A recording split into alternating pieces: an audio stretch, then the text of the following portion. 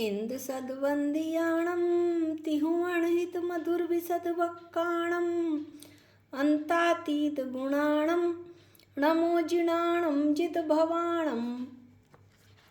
हम सभी पंचअस्तिकाय संग्रह का अध्ययन कर रहे हैं और इसमें हम प्रथम अधिकार का वर्णन कर रहे हैं। जीव के जो 9 विशेषण हमने गाथा 27 में पढ़े थे, उसमें से जो कर्तृत्व विशेषणता, कर्तृत्व गुणता, उसकी व्याख्या यहाँ पर चल रही है। उसकी व्याख्या करते हुए हम गाथा 59 पर आ गए हैं। ये जो गाथा 59 है वो आचार्य कुंद स्वामी ने प्रश्न के रूप में उपस्थित की है कि इसमें प्रश्न को ही गाथा बना दिया गया है। वो कैसे? गाथा पाठ करते हैं।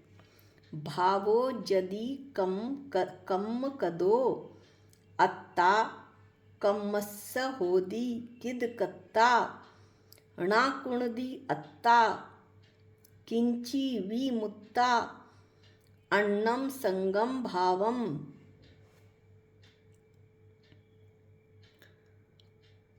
अन्व्यार्थ पढ़ते हैं।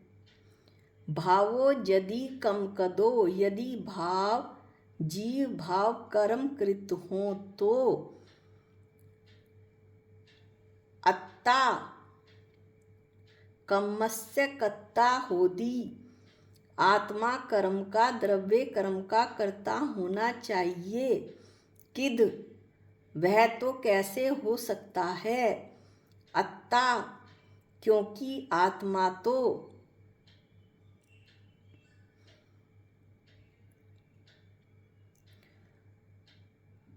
संगम भावम मुत्ता, अपने भाव को छोड़कर, अत्ता किंचीवी, अन्य कुछ भी, ना कुणदी, नहीं करता। आचार्य कहते हैं कि यदि भाव जीव भाव कर्म कृत हैं, कर्म के द्वारा किए गए हैं, तो आत्मा कर्म का कर्ता होना चाहिए, द्रव्य कर्म का कर्ता होना चाहिए। पर वह तो कैसे हो सकता है, क्योंकि आत्मा तो अपने भाव को छोड़कर अन्य कुछ भी नहीं करता। अपने कौन से परिणामिक भाव, शुद्ध कर्म निरपेक्ष भाव, ज्ञाता दृष्टा भाव, इनको छोड़कर अन्य कुछ भी भाव नहीं करता है। जितने भी कर्म सापेक्ष भाव हैं वो आत्मा नहीं करता है, ये आचार्य कहते हैं। अब अमृतचंद आचार्य इस गाथा को कैसे एक्सप्लेन करते हैं, ये हम टीका में देखते हैं। कर्म को जीव भाव का कर्तृत्व होने के संबंध में, कर्म को यानी द्रव्य कर्म को जीव भाव का कर्तापना होने के संबंध में यहाँ पर पूर्व पक्ष है, यानी प्रश्न उपस्थित हुआ है। पूर्व पक्ष यानी जब कोई चर्चा की जाती है तो उस चर्चा के लिए किसी शास्त्रीय विषय के संबंध में उपस्थित किया गया प्रश्न, वह पूर्व पक्ष कहलाता है। यहाँ पर पूरा पूर्व पक्ष ही बताया जाएगा। गाथा 60 में इस पूर्व पक्ष का यानी प्रश्न का समाधान किया जाएगा। आगे टीका पढ़ते हैं। यदि औदायिक आदि रूप जीव का भाव कर्म द्वारा किया जाए, कौन से? जो औदायिक औपशमिक ये चतुर्विध भाव हैं, ये जीव के भाव कर्म द्वारा किए जाएं तो क्या होगा? जीव उसका यानी औदायिक आदि रूप जीव भावों का कर्ता नहीं होगा। यदि ये औदायिक आदि जीव रूप जीव के भाव द्रव्य कर्म द्वारा ही कर लिए जाएं, तो जीव इन भावों का, अपने जीव भावों का जो चतुर्विध भाव हैं, औदायिक औपशमिक क्षयिक और क्षैपशमिक, उनका कर्ता नहीं होगा, ऐसा सिद्ध होगा। आचार्य कहते हैं और जीव को आकर्तृत्व तो इष्ट मान्य नहीं है। जीव को आकर्तापना तो किसी भी तरह से जैन सिद्धांत में मान्य नहीं है, यानी कि जीव किसी ना किसी की चीज का करता है। यह तो न्याय संगत हो ही नहीं सकता कि उसको आकर्ता बता दिया जाए। अब क्या बचा, क्या शेष रहा, वो बताते हैं। इसलिए शेष रहा कि जीव द्रव्य कर्म का कर्ता होना चाहिए।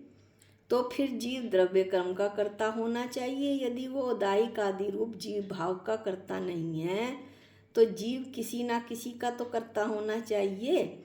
जीव द्रव्य कर्म का कर्ता होना चाहिए। उदायिक आदि जो भाव हैं उसमें परिणामिक भाव नहीं आते हैं, क्योंकि परिणामिक भाव कर्म निरपेक्ष हैं। जैसे धर्म अधर्म आकाश काल हैं, उसी तरह परिणामिक भाव हैं कर्म निरपेक्ष। कर्म से उनका कोई लेना देना नहीं है, वो जीव का पूर्ण शुद्ध स्वभावी भाव है। तो जीव द्रव्य कर्म का कर्ता होना चाहिए, लेकिन वह तो कैसे हो सकता है।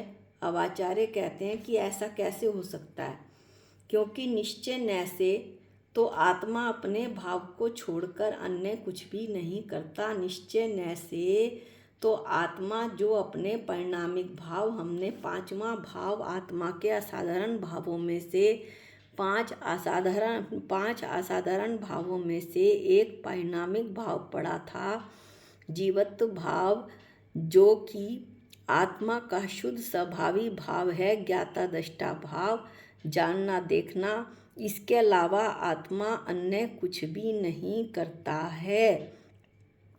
तो फिर ना तो जीव द्रव्य कर्म का कर्ता हुआ, ना उदायिक आदि रूप जीव भाव का कर्ता हुआ।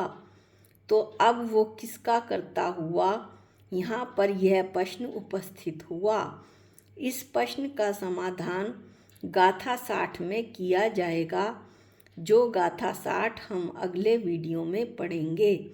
यहाँ पर एक प्रश्न उपस्थित हुआ है, वो प्रश्न आप सब भी सोचें कि इसका क्या समाधान हो सकता है। इसका समाधान आचार्य ने बताया है, जो गाथा 60 में बताया है, और वो हम बाद में पढ़ेंगे। आज के लिए इतना ही। निज निधि निज में बताई, ये अनंत उपकार है। इसके लिए जिन वाणी माँ को वंदनानंत बार है, वंदनानंत बार है। सबको जय जिनेंद्र।